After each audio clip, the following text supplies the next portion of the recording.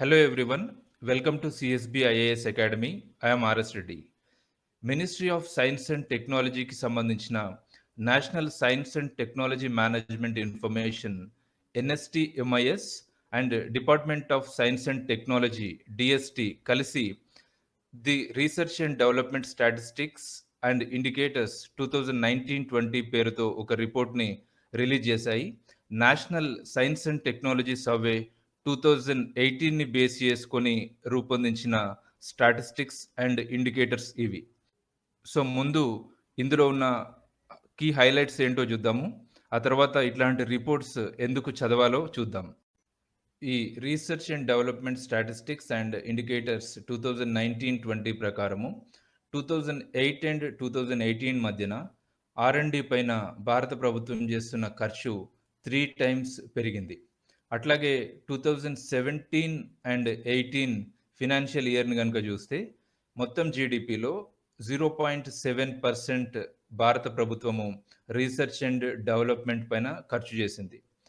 ఇదే వ్యయము అంటే ఇదే ఖర్చు బ్రిక్స్లో కనుక చూస్తే బ్రిక్స్ నేషన్స్లో కనుక చూస్తే బ్రెజిల్లో అయితే 1.3% ఉంది, రష్యన్ ఫెడరేషన్లో అయితే 1.1% ఉంది, చైనాలో అయితే 2.1% ఉంది, సౌత్ ఆఫ్రికాలో అయితే 0.8% ఉంది.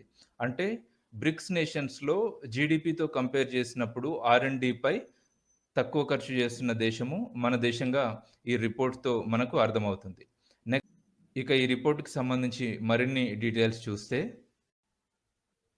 పర్ మిలియన్ పాపులేషన్కి ఉన్న రీసెర్చర్స్ని కనుక చూస్తే ఇండియాలో 2000 నుంచి 2017 వరకు ఈ నెంబర్ ఆల్మోస్ట్ డబుల్ అయింది. 2000 ఇయర్లో ప్రతి 10 lakh పీపుల్కి 110 మెంబర్స్ రీసెర్చర్స్ ఉండేవాళ్ళు. 2017లో కనుక ఈ నెంబర్ చూస్తే 255కి పెరిగింది. అట్లాగే ఈ రిపోర్ట్లో ఉన్న మరొక ఇంపార్టెంట్ ఇష్యూ ఏంటి అంటే according to NSF national science foundation, ఇది అమెరికాకు సంబంధించిన సంస్థ.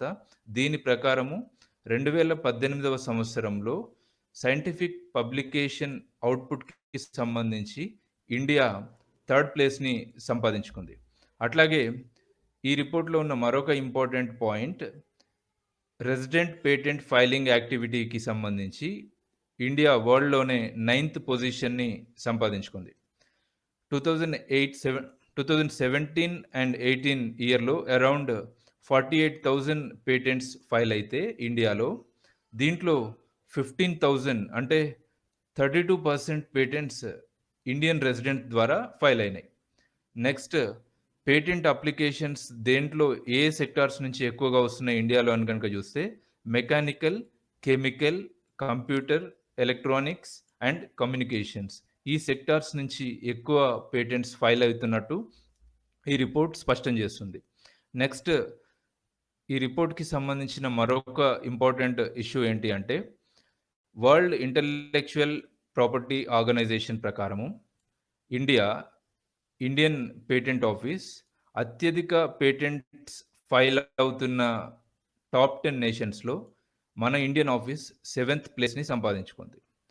సో ఈ రిపోర్ట్ ప్రకారం ఓవరాల్గా తెలుస్తుంది ఏంటంటే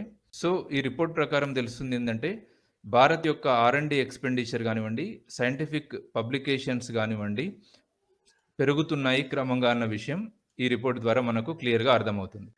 ఇట్లాంటి రిపోర్ట్స్ మెయిన్స్ ఆన్సర్స్ రాయడంలో బాగా ఉపయోగపడతాయి.